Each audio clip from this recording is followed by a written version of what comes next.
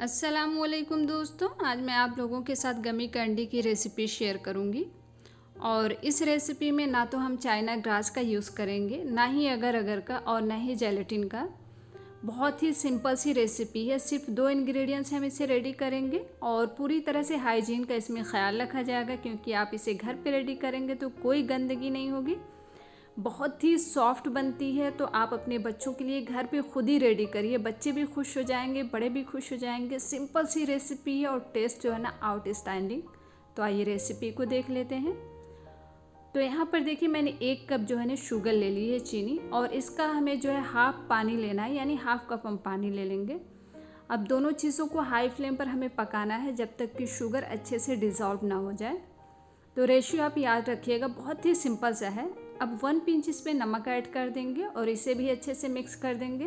Crystallisation के लिए हम हाफ लेमन का जूस ले लेंगे। तो जूस को पहले आप छन्नी से छान लें ताकि इसमें बीज वगैरह ना चला जाए। इसे भी मिक्स कर लें और जब शुगर अच्छे से मेल्ट हो जाए ना, उसके बाद हम हाई फ्लेम पर 1 मिनट तक और चाशनी को पका लेंगे।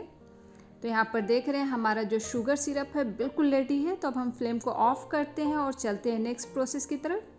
तो यहाँ पर मैंने ले लिया 1/4 कप कॉर्नफ्लोर। तो रेशियो याद रखिएगा, 1/4 कप कॉर्नफ्लोर के लिए हमें लेना है 1 कप पानी। तो आप 1 कप की जगह 1.5 कप भी पानी ले सकते हैं। पानी अगर 1.5 कप लेंगे तो आपकी कैंडी और ज़्यादा सॉफ्ट बनेगी। अब इसे अच्छे से मिक्स करेंगे, बिल्कुल लम्स फ्री। तो पानी कम ना करिएगा, अगर पानी कम होगा ना तो कैंडी आपकी हार्ड बनेगी। तो यहाँ पर देख रहे हैं बिल्कुल लम्स फ्री मैंने इसे मिक्स किया है, इसलिए आपको दिखा रही हूँ।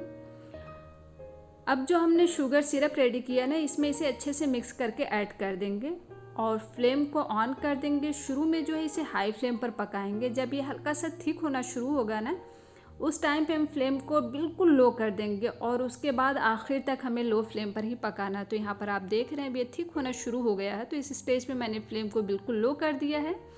अब लगातार चलाते हुए इसे पकाएंगे, कहीं भी बीच में जो है फ्लेम को हाई या मीडियम नहीं करेंगे। लगातार जो है लो फ्लेम पर चलाते हुए ही इसे पकाना है। तो शाइनिंग के लिए यहाँ पर मैं ऐड कर दूँगी 1 टेबल स्पून देसी घी। इसे अच्छे से मिक्स करेंगे और जब ये अच्छे से घी इसके अंदर एब्जॉर्ब हो जाएगा ना, उसके बाद हम 1 टेबल स्पून घी इसमें और ऐड कर देंगे, यानी टोटल जो है 2 टेबल स्पून घी। इसे भी अच्छे से मिक्स करेंगे। घी से इसका टेस्ट जो है इन्हेंस हो जाता है और इसमें बहुत अच्छी सी शाइनिंग आ जाती है। अब यहाँ पर ऐड कर देंगे फूड कलर। तो आपको जो भी कलर पसंद हो ना, आप उसे ऐड कर सकते हैं। तो मुझे यहाँ पे रेड कैंडी बनानी थी, तो मैंने पहले तो रेड ही डाला था, सिर्फ रेड पड़ा मैंने बॉटल के ऊपर, उसे डाल दिया। बाद में जब कलर मुझे चेंज लगा तो दोबारा मैंने बॉटल को पढ़ा तो उस पर लिखा हुआ था रसबेरी रेड। अब इसे मुझे सही करना है। तो कैसे मैंने सही किया आप इस सोच रहे होंगे ना, तो मैंने इसमें थोड़ा सा जो है ना येलो फूड कलर मिक्स कर दिया और फाइनली दोबारा से ये जो है बिल्कुल रेड कलर हो गया। अब हम इसे लो फ्लेम पर तब तक पकाएंगे जब तक कि ये ठीक ना हो जाए और पैन को पूरी तरह से जो है ना छोड़ ना दे। तो देख रहे हैं ये इकट्ठा हो गया है, पैन को नीचे से बिल्कुल छोड़ दिया है। और पानी ज़्यादा ऐड करने की वजह से हमारी जो कैंडी है बहुत ही सॉफ्ट बनने वाली है। ये इसकी कंसिस्टेंसी देखकर आपको लग रही होगी, देख रहे हैं कितनी ट्रांसपेरेंट सी इसकी कंसिस्टेंसी है। तो बस अब ये जो है ना बिल्कुल रेडी है। देख रहे हैं पूरी तरह से ये पैन को छोड़ दे रही है, बिल्कुल इकट्ठा है। तो अब हम फ्लेम को ऑफ करेंगे और हम इसे ट्रांसफ़र कर लेंगे मोल्ड में। तो यहाँ पर देखिए, आपके पास कोई बॉक्स हो, मोल्ड हो, जो भी हो जिसमें आपको इसे सेट करना, उसे पहले ऑयल लगाकर ग्रीस कर लें। उसके बाद जो है ना हम कैंडी के जो मिक्सचर है उसे ट्रांसफ़र कर देंगे। अब इसे हल्का हल्का टैप कर लेंगे ताकि अच्छे से सेट हो जाए और उसके बाद हम 2 घंटे के लिए इसे साइड में रख देंगे। तो देखिए यहाँ पर 2 घंटे हो चुके हैं, कैंडी पूरी तरह से ठंडी हो चुकी है, यानी रूम टेम्परेचर पे आ चुकी है, बहुत अच्छे से सेट भी हो गई है। साइड्स आप देख रहे होंगे बिल्कुल सेपरेट हो गई है। अब हम सरफेस पे थोड़ा सा डेसिकेटेड कोकोनट स्प्रिंकल कर देंगे ताकि हमारी जो कैंडी है ना वो नीचे चिपके नहीं। और उसके बाद मैं इसे डिमोल्ड करके दिखाती हूँ आपको। तो यहाँ पर देख सकते हैं कितनी परफेक्ट हमारी ये कैंडी सेट हुई है, कितनी खूबसूरत लग रही है, कितनी शाइन कर रही है और बहुत अच्छे से सेट भी हुई है। तो अब चाकू को ऑयल से हल्का सा ग्रीस कर लेंगे क्योंकि कैंडी जो है ना वो स्टिकी होती है।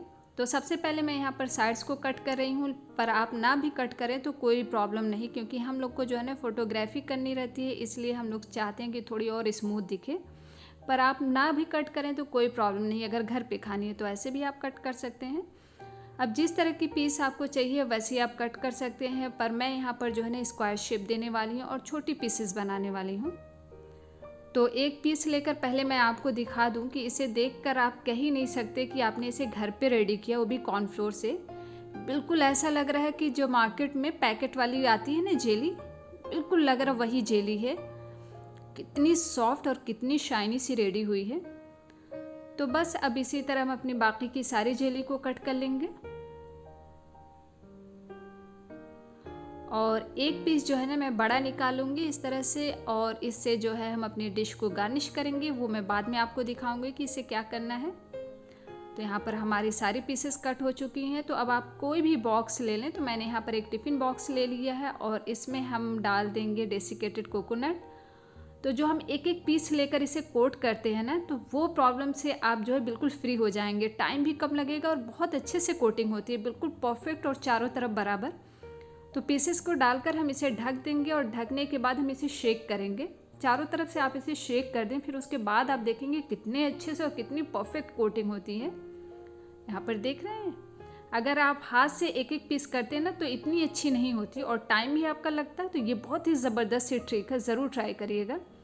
तो फाइनली ये बिल्कुल रेडी है और अब हम इसे डिश आउट कर लेते हैं। तो एक पीस जो बड़ा था मैंने अलग से ले लिया था ना, तो उसे मैं यहाँ पर आपको दिखा दूँ कि उसे पहले कोट करने के बाद मैं कट करूँगी, ताकि अंदर से जो है ना ये खूबसूरत से इसका शाइनी सा कलर दिखे। तो अब जो है इसकी सॉफ्टनेस आप देख सकते हैं, बिल्कुल रबर की तरह लग रहा है ना, कितनी सॉफ्ट हुई है। तो मार्केट से कैंडी मंगाने की बजाय ने अपने बच्चों के लिए घर पे रेडी करिए, देखिए कितनी सॉफ्ट है। और जब हम इसे घर पे बनाते हैं ना, तो ये पूरी तरह से हाइजीनिक भी होती है, क्योंकि ना तो हम इसमें किसी केमिकल का यूज़ करते हैं और ना ही कोई हार्मफुल इंग्रेडिएंट्स, और सफाई का भी पूरा ख्याल रखते हैं।